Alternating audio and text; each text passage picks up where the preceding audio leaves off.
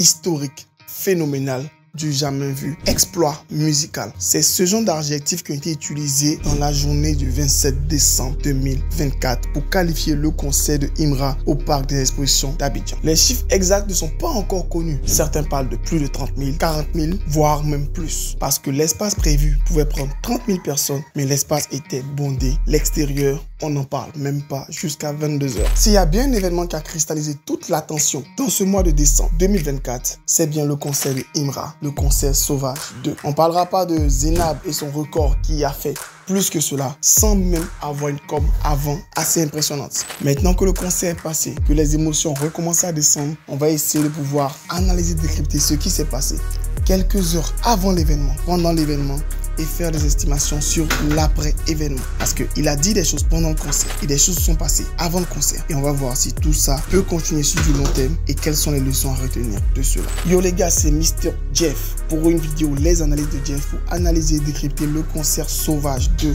de Imra. Avant de continuer, je tiens à préciser une chose. J'étais pas personnellement au concert parce que ma santé ne me permettait pas. On est en période d'harmattan.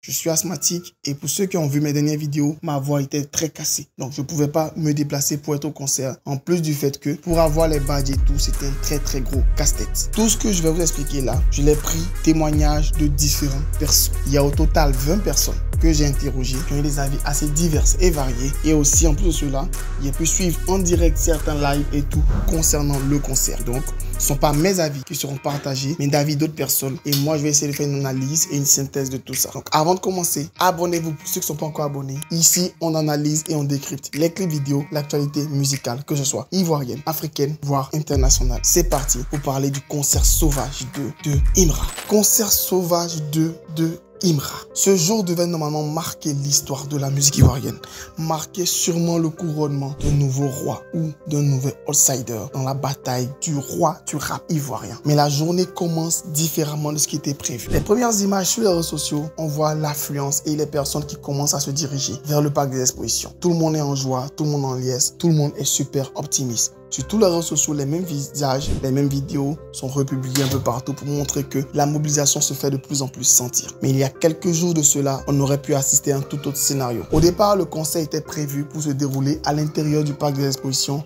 qui peut contenir 10 000 personnes. Mais au dernier moment, Imra fait une vidéo pour déclarer que le concert se déroulera pas à l'intérieur, mais à l'extérieur. On aura cette fois-ci à remplir 3 fois l'intérieur du parc, soit 30 000 personnes, voire plus. Sur la vidéo, on voit un Imra un peu abattu et déboussolé parce qu'il avait presque atteint son objectif, boucler les 10 000 personnes et annoncer un sold out. Donc là, tout est reparti pour pouvoir remplir en 3 fois ce qui a été rempli une fois au cours d'une année entière. Mais lorsque la date arrive, on se rend compte que ce qui devait normalement être un handicap a été le facteur du concert historique. Quelques jours avant, on apprend que plus de 25 000 tickets sont vendus très rapidement et que Imra hésite à annoncer le sold out. 27 décembre 2024. Dès 10 h, tout le monde a commencé à se diriger vers le parc des expositions. Ça enchaîne vidéos, snap, publications pour pouvoir dire qu'il y a du monde qui arrive et qui continue de venir. Au même moment, quelques heures plus tard, midi, Didi B passe à la télévision RTI à l'émission C'est Midi pour donner son avis sur le rap ivoirien et sur la concurrence qu'il y a entre lui et Imra. Comme d'habitude, Didi B reste dans sa posture de leader du rap, qu'il n'est pas là pour faire la concurrence à qui que ce soit et que lui, il est le grand frère pour tous ces rappeurs.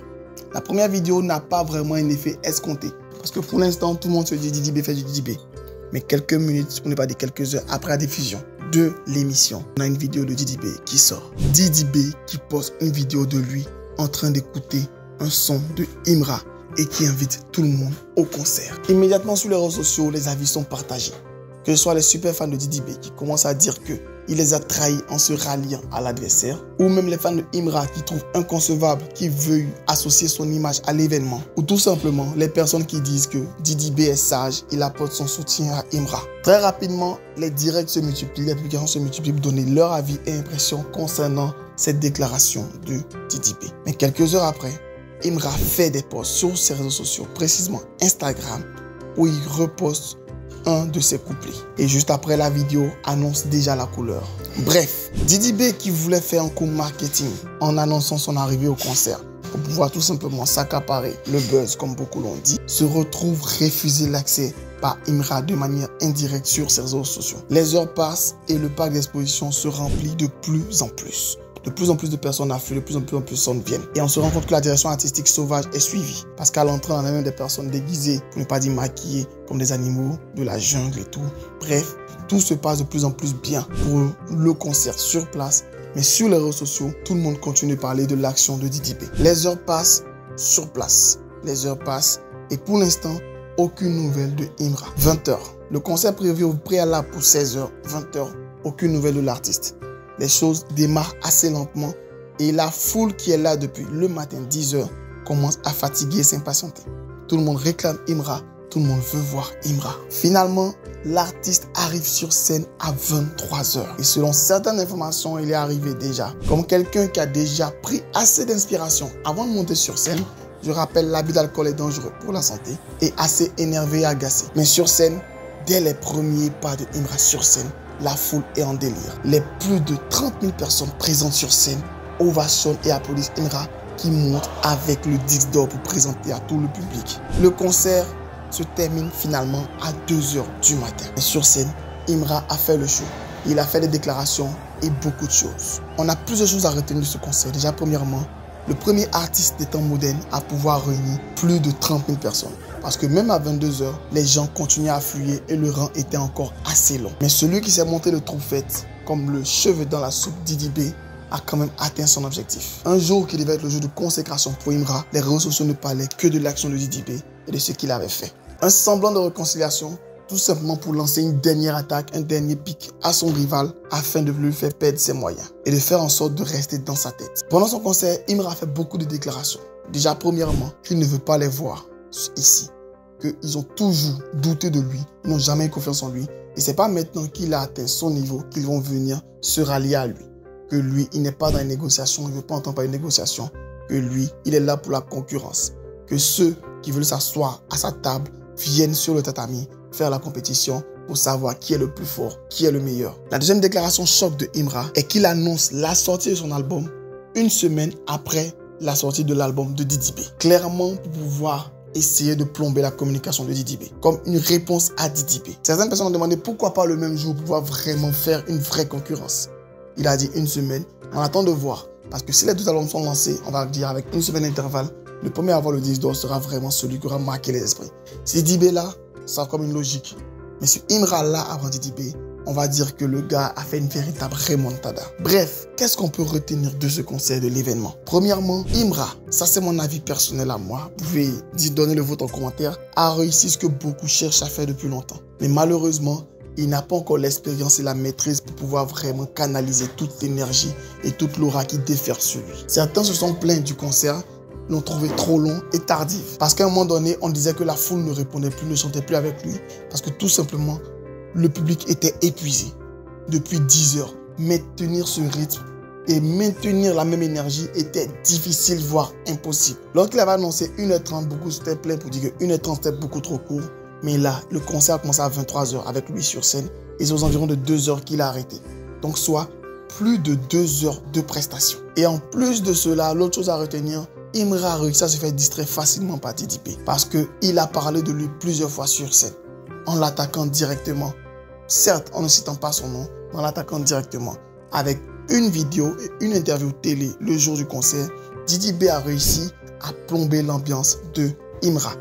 Ce n'est pas un ralliement, c'était juste un coup stratégique pour pouvoir essayer de pouvoir perturber son adversaire. Parce qu'ils sont dans un clash musical. Et les moments où ils sont sur le ring, c'est lorsqu'ils sont en train de prester, en train de performer.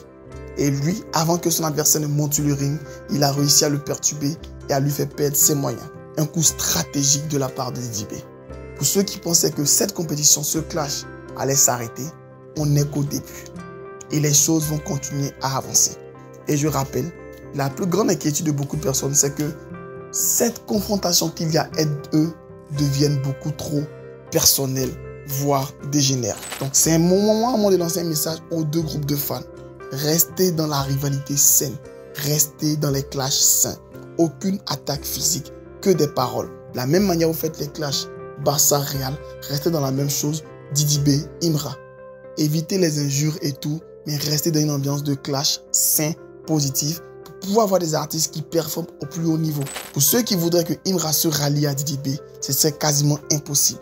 Le faire, c'est accepter que Imra devienne un éternel second. Parce que quand tu acceptes de pouvoir marcher à côté du premier, tu acceptes de ne jamais devenir le premier. Et comme l'a dit Youssoupha, le deuxième, c'est le premier des derniers. Imra, avec toute la rage qu'il a, il ne se voit pas être en train d'être un éternel second, comme Vegeta. Bref, le concert en lui-même a réussi à marquer l'histoire. Mais il aurait pu être excellent s'il n'y avait pas eu beaucoup de petits retards, de gros retards et quelques petits incidents techniques comme par exemple le micro, la sono et tout ça. On espère que par la suite, tout ça sera corrigé et que Imra lui-même réussira à canaliser son énergie. Parce qu'il a beaucoup d'énergie, il a beaucoup de choses à dire, à faire.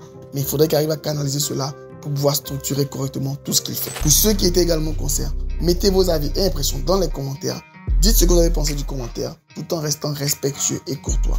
Et je l'ai dit à une personne en commentaire, c'est valable. Le port du cerveau est indispensable pour commenter les vidéos. Sur ce, max de like, max de partage. C'était votre gars sur Mr. Jeff.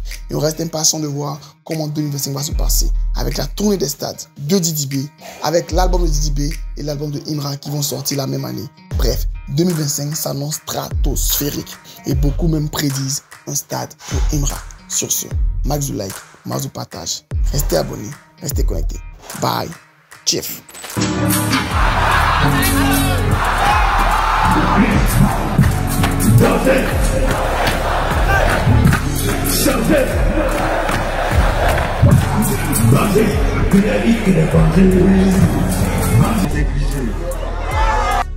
Voilà, il a négligé.